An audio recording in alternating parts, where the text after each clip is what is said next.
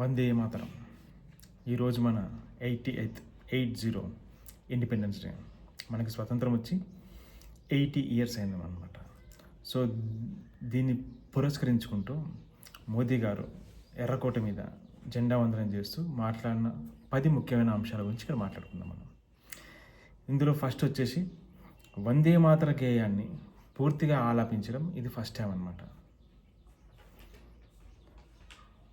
ఇది ప్రతి భారతీయుడి గుండెల్లో చిరస్థాయిగా నిలిచిపోయే రోజు అని చెప్పేసి మోదీ గారు మాట్లాడారు.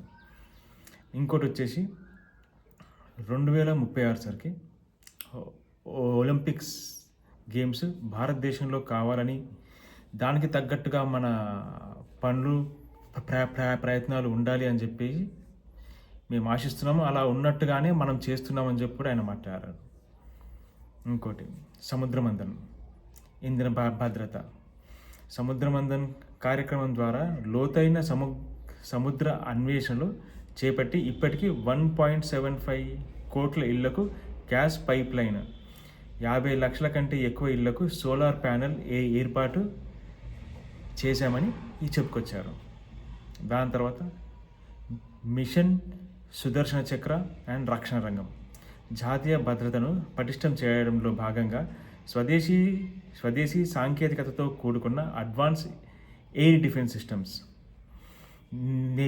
నిర్మించి మరియు రక్షణ రంగ ఆధునీకరణకు పిలుపునిచ్చారు. Make in India, Atmanirbhar Bharat, ప్రపంచ వాణిజ్య ఒత్తిళ్ల నుండి దేశాన్ని రక్షించడానికి దేశీయ ఉత్పత్తులు, స్వదేశీ ఉత్పత్తులు, వోకల్ ఫర్ లోకల్ విధానం మరింత బలోపేతం చేయాలని ఆయన పిలుపునిచ్చారు. న్యూక్లియర్ ఎనర్జీ అండ్ పవర్ లక్ష్యాలు, భారతదేశ అణుశక్తి సామర్థ్యాన్ని భారీగా పెంచే దశలో అడుగులు వేస్తూ 2047 నాటికి 100 గిగావాట్ల అణు విద్యుత్తు ఉత్పత్తిని లక్ష్యంగా పెట్టుకొని మరియు త్వరగా 5 కొత్త అణు రియాక్టర్లు రాబోతున్నాయని ఆయన వెల్లడించారు. ఉచిత ఆన్లైన్ కోచింగ్, పేద మరియు మధ్యతరగతి విద్యార్థులకు ఆర్థిక భారాన్ని తగ్గించడానికి పోటీ పరీక్షలకు సిద్ధమయ్యే వారి కోసం ఉచిత డిజిటల్ ఆన్లైన్ కోచింగ్ సౌకర్యాన్ని కూడా తీసుకొస్తున్నట్టు ఆయన చెప్పారు. యువతకు ఏఐ శిక్షణ, మారుతున్న సాంకేతిక యుగానికి అనుగుణంగా వచ్చే ఏడాది కాలంలో 1 కోటి మందికి అంటే 10 మిలియన్ల మందికి యువతకు ఆర్టిఫిషియల్ ఇంటెలిజెన్సీలో ప్రత్యేక శిక్షణ ఇవ్వనున్నట్లు ఆయన సంచలన ప్రకటన చేశారు. శక్తికి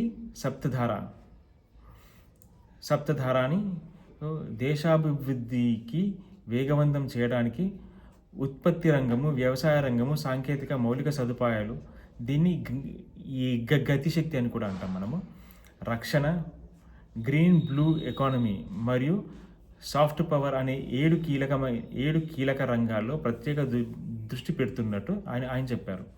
సప్తధార అంటే 7 అంచులున్న కత్తి అంటారు దీన్ని. వికసిత్ భారత్ 2047 లక్ష్యంగా భారతదేశానికి 100వ స్వతంత్ర దినోత్సవం జరుపుకునే నాటికి దేశం సంపూర్ణంగా అభివృద్ధి చెందిన దేశంగా, వికసిత్ భారత్ అంటే డెవలప్డ్ కంట్రీ, అంటే మనకు స్వతంత్రం వచ్చినప్పటి నుంచి ఇప్పటిదాకా వీఆర్ డెవలపింగ్ కంట్రీ.